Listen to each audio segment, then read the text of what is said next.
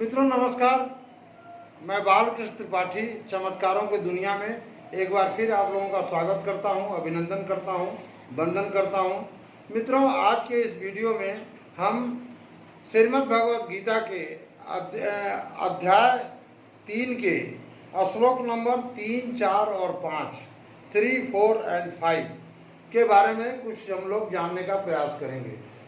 मित्रों हम अपने विषय पर चलें इसके पहले हम आप लोगों से एक अपील करना चाहेंगे कि यदि हमारी वीडियोज आप लोगों को अच्छी लगती हों तो हमारे चैनल को सब्सक्राइब करिए, लाइक करिए, शेयर करिए और कमेंट करिए। हमारी विशेष अपील है आप लोगों से कि शेयर करिए और कमेंट करिए। मित्रों अब मित्रों हम अपने विषय पर बात करते हैं। श्लोक नंबर 3 कुछ इस प्रकार से है। इसके पहले के श्लोक में 1 और 2 में भगवान श्री कृष्ण ने जो है वह अर्जुन ने भगवान श्री कृष्ण से यह प्रश्न पूछा है। उसने बताया है कि आप 2-3 मार्ग हमको मत बताइए। इसके पहले भगवान ने उसको 2 रास्ते बताया, एक ज्ञान योग, एक कर्म योग। तो वो अर्जुन यह बता रहे हैं कि इस तरह की भाषा में हमको आप भ्रम में डाल रहे हैं। हमको निश्चित रूप से एक मार्ग कोई बताइए जिसका अनुसरण करके मेरा कल्याण हो सके। उसके उत्तर में भगवान श्री कृष्ण उसको बता रहे हैं। यहाँ पर इस वीडियो में हम लोग श्लोक 3, 4 और 5 के बारे में कुछ जानने का प्रयास करेंगे कि भगवान श्री कृष्ण क्या बता रहे हैं। तो श्लोक नंबर 3 मित्रों कुछ इस प्रकार से है। लोके अस्मिन् द्विविधा निष्ठा पुरा प्रोक्ता मया नघ ज्ञान योगेन सांख्यानां कर्म योगेन योगिनाम। यह श्लोक नंबर 3 है। मित्रों इसका अर्थ कुछ इस प्रकार से है। भगवान श्री कृष्ण अर्जुन को कह रहे हैं कि हे निष्पाप, यानी जो पापों से मुक्त व्यक्ति हो उसको निष्पाप अनघ। इस लोक में 2 प्रकार की निष्ठा मतलब साधन की परिपक्व अवस्था, साधन की जो साधना की जो पराकाष्ठा होती है उसको हम निष्ठा कहते हैं। तो भगवान बता रहे हैं कि 2 प्रकार की इस लोक में 2 प्रकार की निष्ठा मेरे द्वारा पहले से कही गई है।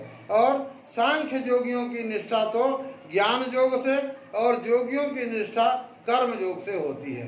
तो ज्ञान योग में भगवान ने जो बताया और बताया कि यह योगियों के लिए है। इसी को हम ज्ञान योग, संन्यास, सांख्य योग इत्यादि नामों से पुकारते हैं। और कर्म योग मतलब कर्म करिए लेकिन उसमें आसक्ति मत रखिए। यह कर्म योग जो है इसी को हम लोग समत्व योग, बुद्धि योग, कर्म योग, तदर्थ कर्म, मदर्थ कर्म, मत कर्म के नाम से मित्रों जो है वह जाना जाता है। तो भगवान ने बताया कि भाई मेरे द्वारा यहाँ इस संसार में जो है सिर्फ 2 प्रकार की निष्ठा बताई गई है, एक सांख्य योग और एक कर्म योग। उसके बाद श्लोक नंबर 4 मित्रों देखते हैं। न कर्माणामनारंभा नैष्कर्म्यं पुरुषोऽश्नुते न च सन्न्यसनादेव सिद्धिं समधिगच्छति।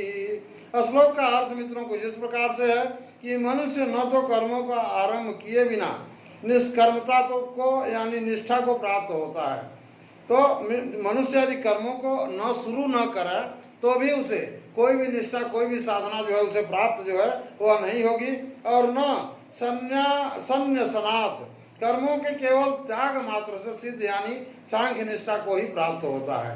तो कर्म मतलब इस श्लोक में भगवान बता रहे हैं कि कर्मों को हम शुरू न करें या कर्मों को न करें तो भी हमें जो है वह कोई भी सिद्धि हमें प्राप्त होने वाली नहीं है, दोनों मार्गों से, सांख्य योग से या कर्म योग से।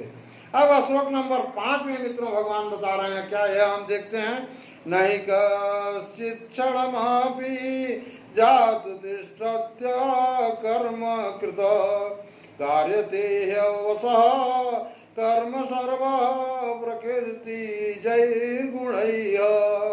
इसका अर्थ मित्रों कुछ इस प्रकार से है कि निसंदेह कोई भी मनुष्य किसी भी काल में क्षण मात्र भी बिना कर्म किए नहीं रहता, क्योंकि सारा मनुष्य समुदाय प्रकृति जनित गुणों द्वारा परवश हुआ कर्म करने के लिए बाध्य किया जाता है। मित्रों यहाँ पर हम लोगों ने इस 3 श्लोक को जाना जो भगवान कृष्ण अर्जुन को बता रहे हैं। उसमें हम लोगों ने यह जाना कि हमारे मुक्ति का, हमारे कल्याण के दो मार्ग हैं, एक सांख्य योग और एक कर्म योग। और भगवान यह बता रहे हैं कि दोनों मार्गों में हम कर्मों से विमुख नहीं हो सकते हैं। कर्मों से यदि विमुख हैं तो हमें सिद्धि जो है प्राप्त नहीं होगी। और उसके बाद श्लोक नंबर 5 में भगवान मित्रों यह बता रहे हैं कि मनुष्य जो है कर्म करने के लिए बाध्य है। प्रकृति जनित गुणों द्वारा परवश हुआ कर्म करने के लिए बाध्य किया जाता है। तो मित्रों, यहाँ पर हम लोग अपने भौतिक जीवन में यह सीखने का प्रयास करते हैं कि जब हमें यह पता चल गया कि भगवान परमात्मा श्री कृष्ण स्वयं अपने मुंह से यह कह रहे हैं कि मनुष्य जो है प्रकृति जनित गुणों के द्वारा कर्मों को करने के लिए परवश है और उसे बाध्य किया जाता है मित्रों, तो उसी कर्म को हम अपने आप को उन्नत करने के लिए, अपने आप को ट्रांसफॉर्म करने के लिए, अपने जीवन को परिष्कृत करने के लिए क्यों ना हम मित्रों खुशी खुशी अपने खुद चुन करके अपने जीवन का, अपने सुख का, अपने प्रसन्नता की जिम्मेदारी खुद हम अपने हाथों में लें और खुद हम उसके जिम्मेदार बने मित्रों। मतलब खुशी खुशी कर्मों को करें। जब हमें यह जानकारी मिल गई कि हम कर्म करने के लिए बाध्य हैं और परवश हैं, तो हमें अपने सांसारिक जीवन में मित्रों यह सीख लेना होगा कि उन्हीं कर्मों को हमें खुशी खुशी करना है मित्रों। यह हम लोगों ने सीखा मित्रों आज के इस वीडियो में। हम मिलते हैं मित्रों अगले वीडियोज में। तब तक आप अपना अच्छे से ख्याल रखिए। धन्यवाद।